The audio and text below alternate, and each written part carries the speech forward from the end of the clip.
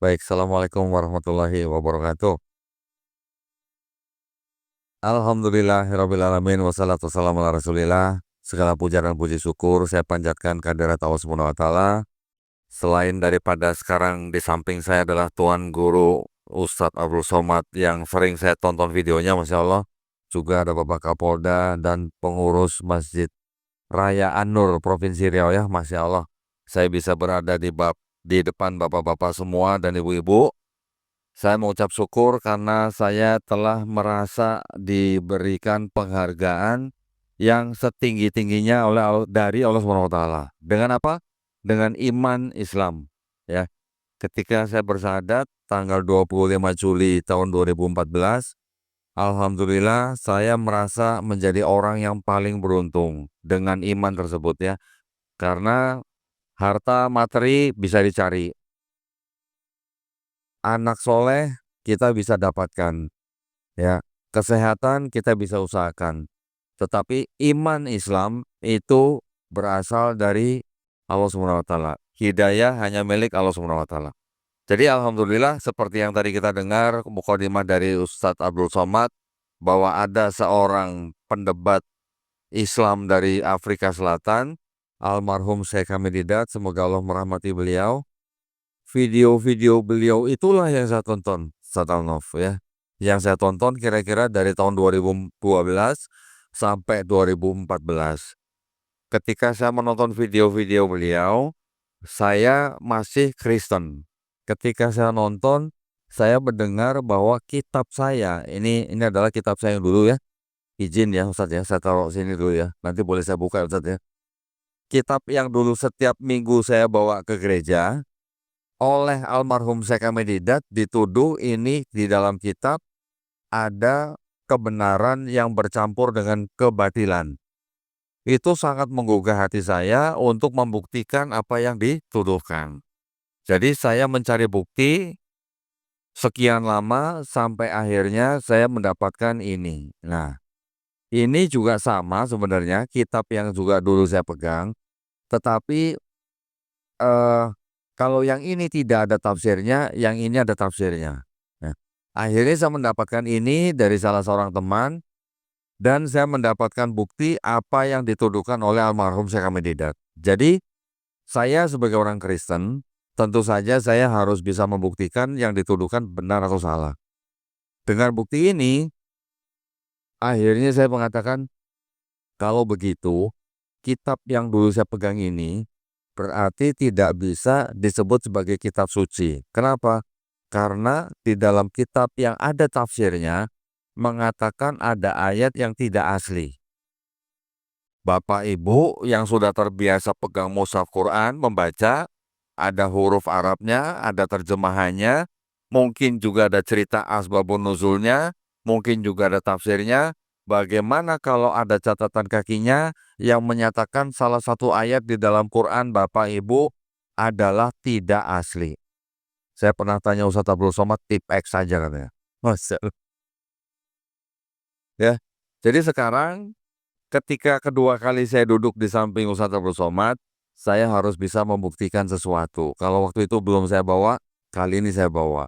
Jadi akan saya perlihatkan kepada Tuan Guru Ustadz Abdul Somad, mohon bisa dibacakan. Ini adalah sebuah kitab.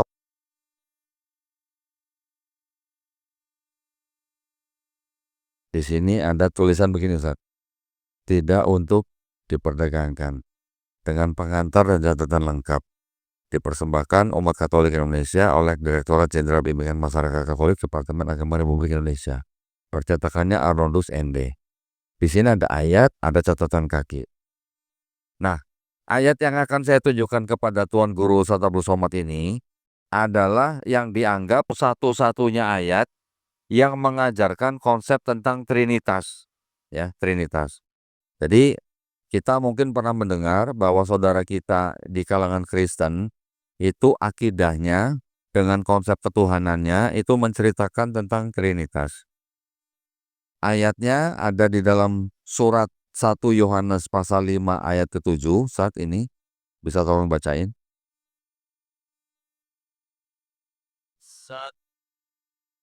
1 Yohanes. Jadi di dalam Perjanjian Baru itu ada Matius, Yohanes, Lukas, Markus, dan 14 surat Paulus sebagai pengetahuan. Di pasal 1 Yohanes ayat 4 dan 5, 1 Yohanes pasal 5 ayat 7 dan 8. 7 dan 8. 1 Yohanes pasal 5 ayat 7 dan 8. Sebab ada 3 yang memberi kesaksian di dalam sorga, Bapa, Firman, dan Roh Kudus. Dan ketiganya adalah satu. Ayat 8, dan ada 3 yang memberi kesaksian di bumi. Nah, ayat ini yang dianggap mengajarkan Trinitas karena apa? Menyebutkan Bapa, Firman, dan Roh Kudus, dan ketiganya satu. Iya. Ya. Ayat lain tidak ada yang menyebutkan dan ketiganya satu. Ada catatan kaki Ustaz di bawah ini. Bagian ayat ini, silakan. Bagian ayat ini tidak terdapat dalam naskah-naskah Yunani yang paling tua dan tidak pula dalam terjemahan-terjemahan kuno. Bahkan tidak dalam naskah-naskah paling baik dari Vulgata. Bagian ini kiranya aslinya sebuah catatan di pinggir halaman salah satu naskah terjemahan Latin yang kemudian disisipkan ke dalam naskah-naskah yang oleh penyalin dan akhirnya bahkan disisipkan ke dalam beberapa naskah Yunani. Karenanya bagian ini pasti tidak ada. Pasti tidak asli, Sob. Pasti tidak asli. Nah. Mata udah. Boleh diulang Ustaz? Karenanya bagian ini pasti tidak asli. Nah. Tidak asli kata lainnya, bukan saya yang ngomong ya. Ini yang ngomong ya. Jadi maksud saya begini. Jadi yang menulis komentar tadi siapa? Ini Ustaz. Nah, ini ada yang namanya imprimatur nih. MGR Donatus Jagom SPD, Uskup Agung ND. Ini kitab ini sebenarnya diterjemahkan dari kitab Bible yang sama yang versi Yerusalem. Ya. Versi Yerusalem itu diterbitkan tahun 1966. Diterbitkan dalam bahasa Inggris, diterjemahkan ke dalam bahasa Indonesia oleh percetakan Arnoldus ND. Nah, jadi kalimat atau ayat yang tadi itu memang sudah sangat populer bahwa ayat itu ternyata memang tidak otentik. Kalau orang Islam bilang tidak sahih gitu.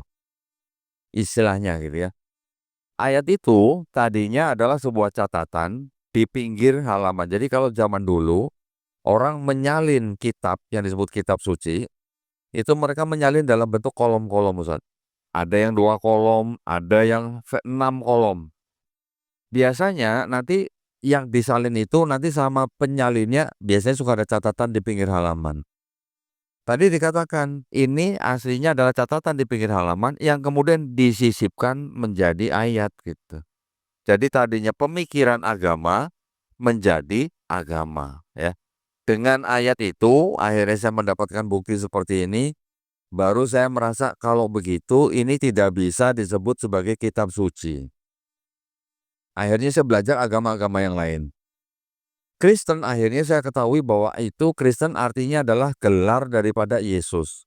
Kristen bahasa Indonesia, Christ bahasa Inggris, Kristos bahasa Yunani, Mesias bahasa Ibrani, The Mesiho bahasa Aramaik, bahasa Arabnya Al-Masih ternyata.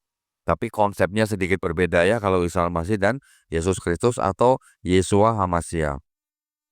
Yahudi itu ternyata adalah nama anak keempat daripada Nabi Yakub alaihissalam yang kita kenal. Hindu adalah nama tempat daripada agama itu berasal di India. Buddha adalah gelar daripada Siddhartha Gautama. Konghucu itu adalah nama nabi daripada agama tersebut. Ketika Islam, saya pikir nama nabi, nama orang, gelar orang, ternyata artinya seperti tadi Ustadz jelaskan, berserah diri ya, atau selamat, taat, patuh, tunduk, atau damai. Ketika saya membandingkan semuanya ini, ternyata dipecah lagi menjadi yang disebut dengan agama samawi dan agama ardi atau bumi. Yang agama samawi akhirnya mau nggak mau saya harus pelajari secara detail, yang mana saya akhirnya menemukan bahwa kitab yang dulu saya punya ini ternyata terbagi menjadi dua bagian. Yang bagian pertama disebut Perjanjian Lama, Ustadz. Yang kedua disebut Perjanjian Baru. Perjanjian Baru ini adalah kitabnya orang Kristen ini yang isinya 27 kitab, yang tadi disebut Matius, Markus, Lukas, tambah surat-surat Paulus cuma 13, Ustadz, bukan 14. Yang satu lagi, kitab Ibrani itu tidak diketahui siapa yang tulis. Ditambah lagi dengan surat-surat dari yang disebut rasul-rasul. Tapi istilah rasul dalam kitab mereka ini beda dengan istilah rasul dalam Islam, ya. Kemudian yang Perjanjian Lama ternyata ini berasal dari kitabnya orang Yahudi, yaitu ini yang namanya Kitab Tanakh. Kitab Tanakh ini, Tanakh itu adalah singkatan Torah, Nevi'im, Ketuvim. Torah itu adalah 5 kitab Musa, Kejadian, Keluaran, Imamat, Bilangan, Ulangan. Nevi'im adalah kitab nabi-nabi, Nabi Daniel, Yeremia, Yehezkiel, Yesaya, Hagai, Habakuk, Ayub, Yunus, dan sebagainya. Kitab tulisan-tulisan itu adalah Ketuvim, kitab Mazmur yang kita kenal dengan sebutan Zabur. Ada kitab Ratapan, Kidung Agung, Amsal, dan sebagainya. 3 kelompok kitab disebut Tanakh. Ditulis dalam bahasa Ibrani, seperti itu Ustaz ya. Ini terjemahan. Ya, ini Ibrani, ini terjemahan bahasa Inggris. Kitabnya orang Yahudi ini disusun kira-kira tahun 450 sebelum Masehi. Sebelum Masehi ya. Kemudian di abad ketiga, kira-kira tahun 270 sebelum Masehi, kitab yang berbahasa Ibrani itu diterjemahkan ke dalam bahasa Yunani. Ini kitabnya, bahasa Yunani. Kira-kira tahun 270 sebelum Masehi. Kemudian terjemahan Yunani ini beredar secara luas, bahkan sampai Nabi Isa alaihissalam lahir, bahkan sampai Nabi Isa alaihissalam diangkat, dan beratus-ratus tahun sampai kira-kira di abad kedua, ketiga, keempat, terjemahannya diresensi atau dikritik terjemahannya. Oleh siapa? Oleh bapak-bapak gereja Kristen sendiri. Kenapa dikritik? Karena mereka membaca kitab ini tetapi menggunakan kacamata budaya Helenisme Yunani, budaya paganisme Romawi, dan juga filosofi Platonisme. Akhirnya di akhir abad 4, kitab yang ini terjemahan dijadikan satu dengan kitabnya Perjanjian Baru Kristen. Jadilah kitabnya orang Kristen yang pertama di akhir abad 4 Masehi. 300 tahun lebih setelah Nabi Isa alaihissalam diangkat, ya. Quran kita tidak sampai 2 tahun sudah menjadi mushaf ketika zaman sahabat Abu Bakar, ya, radhiyallahu anhu. Ketika digantikan oleh sahabat Umar bin Khattab 10 tahun, kemudian digantikan lagi oleh sahabat Utsman bin Affan, tidak sampai 13 tahun sudah dikodifikasi lagi menjadi mushaf Quran. Dan Quran-Quran dengan dialek selain Quraisy dibakar, tulis ya, supaya seragam. Itu tidak sampai 2 tahun sudah jadi mushaf setelah Nabi Muhammad SAW wafat. Tetapi yang ini hampir 400 tahun ya setelah yang disebut dengan Yesus atau Nabi Isa alaihissalam tidak ada, baru disusut. Jadi jaraknya jauh sekali. Kemudian menurut kalangan Kristen sendiri, ya, baik dari kalangan yang mempelajari tentang Perjanjian Lama dan Perjanjian Baru, ternyata di dalam Perjanjian Lama yang 5 kitab Musa tadi berasal dari yang namanya 4 mazhab. Orang Israel juga punya mazhab, Ustaz. Ketika mereka dibuang ke Babel, itu mereka membuat 4 mazhab, yaitu apa? Yahwis, Elohis, Deuteronomis, dan Priestly. 4 sumber ini yang menjadi 4 sumber di dalam 5 kitab Musa, sehingga banyak kontradiksi. Belum lagi nanti ada plagiarisme, belum lagi nanti ada kontradiksi di dalam ayat Perjanjian Lama sendiri. Yang Perjanjian Baru ternyata juga 4 Matius, Markus, Lukas, Yohanes tidak ditulis oleh orang-orang yang pernah ketemu dengan Yesus, tidak ditulis oleh orang-orang yang pernah jalan-jalan bareng Yesus, dan tidak pernah ditulis oleh orang-orang yang tidak pernah ngopi bareng Yesus, Ustaz. Nggak pernah ketemu kan berarti nggak pernah ngopi, Ustaz, ya. Jadi ini yang mengatakan bukan orang Islam, yang mengatakan adalah orang-orang dari kalangan Kristen sendiri yang mempelajari tentang Perjanjian Baru, ya. Tetapi ternyata setelah saya pelajarin lebih dalam, Perjanjian Lamanya orang Yahudi itu sebenarnya mempunyai konsep ketuhanan yang serupa dengan Islam, ya. Kalau kita sering membaca Bismillahirrahmanirrahim, Qul huwallahu ahad, Allahu samad, lam yalid walam yulad walam yakul lahu kufuwan ahad. Ternyata di Perjanjian Lama ada ayat-ayat itu. Bilangan 23 ayat 19 mengatakan Tuhan bukan manusia, Tuhan bukan anak manusia. Ulangan 6 ayat 4 mengatakan Shema Israel, Adonai Elohenu, Adonai Ehad. Keluaran 9:14 mengatakan tidak ada sesuatu yang serupa dengan Tuhan di bumi. Banyak ayat-ayat di Perjanjian Lama yang menjelaskan bahwa Tuhan itu bukan manusia, Tuhan itu tidak bisa dilihat, tidak ada yang bisa tahan memandang wajahnya, Tuhan itu tidak berubah, Tuhan itu Maha mengetahui. Tiba-tiba ketika masuk ke dalam Perjanjian Barunya, Tuhan yang tidak bisa berubah itu tiba-tiba bisa jadi Yesus. Ya. Ini kenapa saya harus bicara, karena seperti tadi Ustadz Abdul Somad menceritakan dari Quran surat Ali Imran sampai ke Quran Maryam yang menceritakan tentang Nabi Isa alaihissalam. Di sini juga ada cerita sosok yang sama, yaitu disebut dengan Yesus Kristus. Kurang lebih ini kitab ada 200 tahun sebelum Quran diturunkan. Jadi menceritakan sosok yang sama, tetapi ada perbedaan kisah. Kalau tadi Ustadz Abdul Somad menceritakan Nabi Isa alaihissalam lahir di tempat yang banyak pohon kurmanya, Ustadz, ya. Kalau di sini diceritakan lahir di penginapan dan akhirnya ditaruh di palungan tempat makan hewan ternak.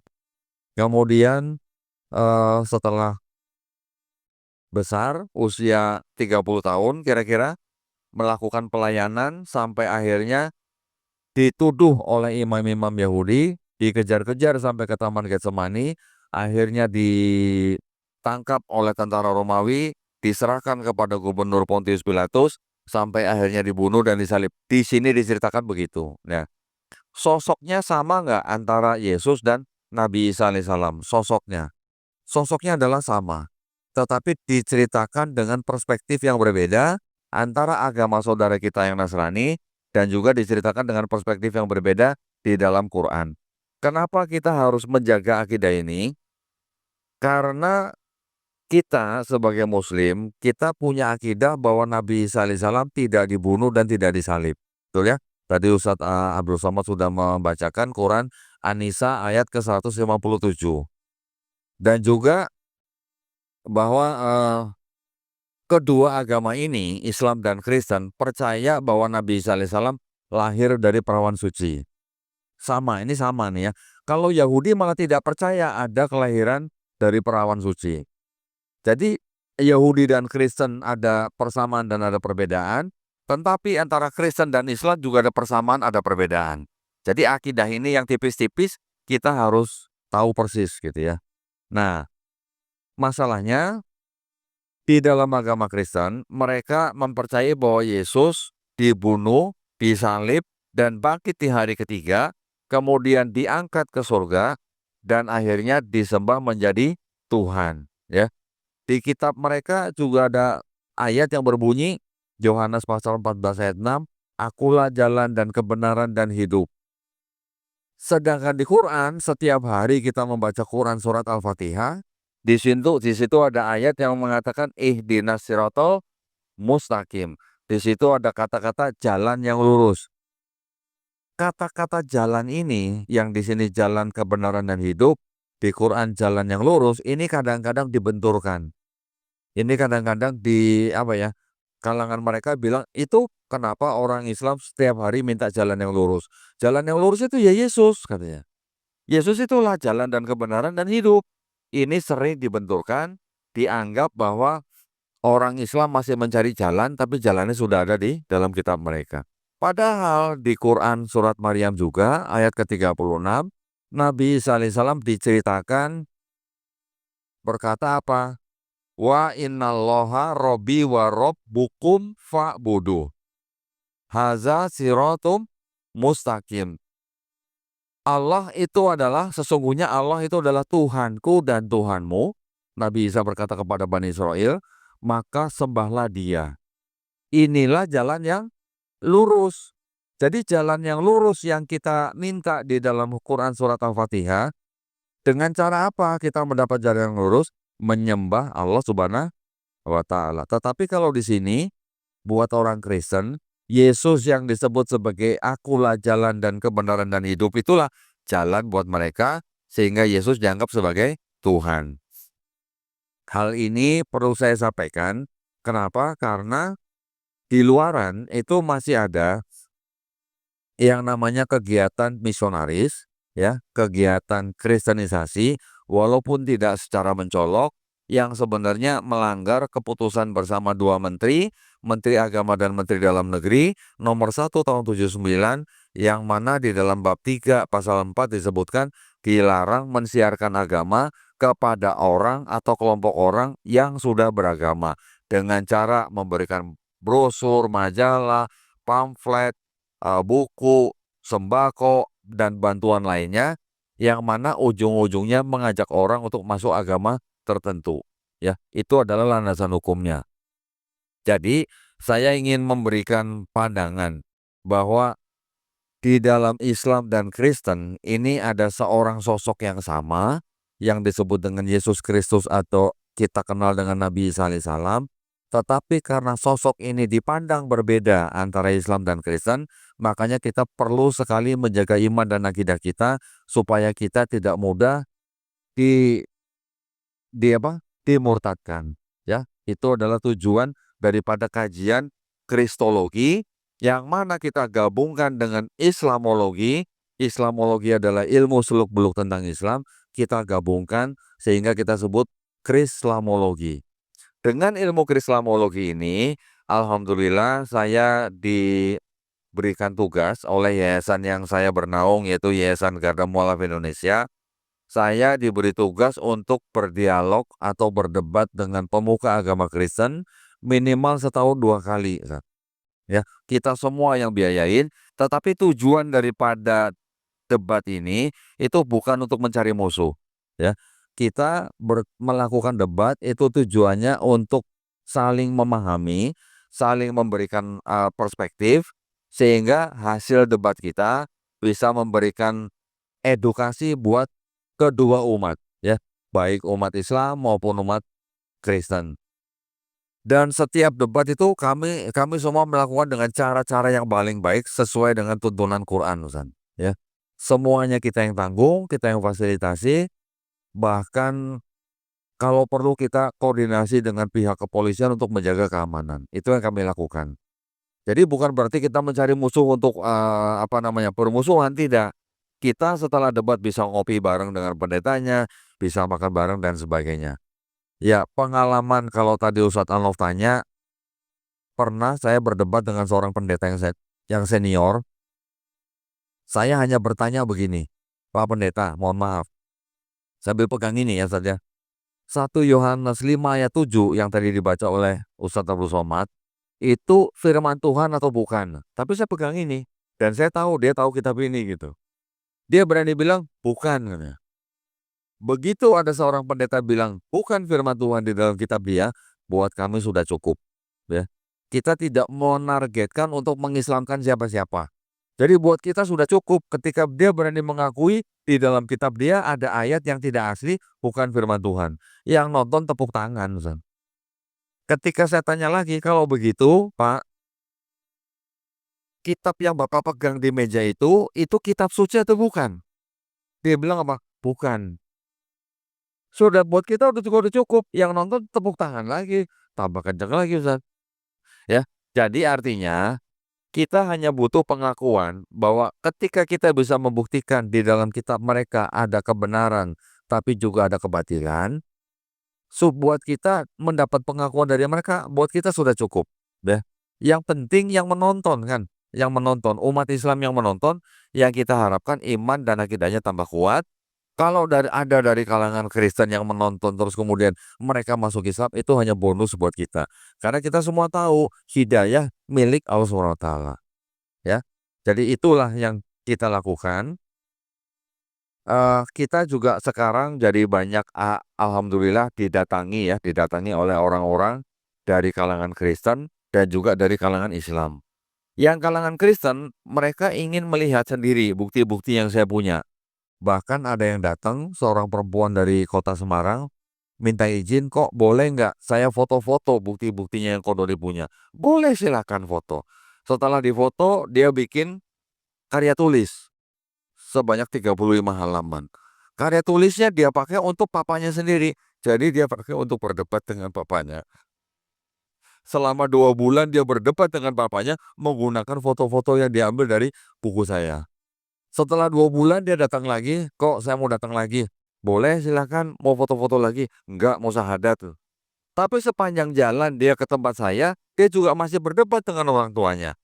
Apa yang saya katakan kepada dia, jangan sampai membuat orang tua kamu membenci kamu karena kamu pindah agama. Di Islam kita diajarkan kita tetap harus menghargai dan menyayangi orang tua kita, ya. Ustadz, betul ya, ada hadis yang mengatakan sahabat bertanya kepada Nabi, siapa yang harus kita sayangi atau hormati setelah ibu ya. Dijawab yang kedua ibu lagi ya. Dijawab yang ketiga ibu lagi ya. Baru yang keempat ayah ya Ustaz ya.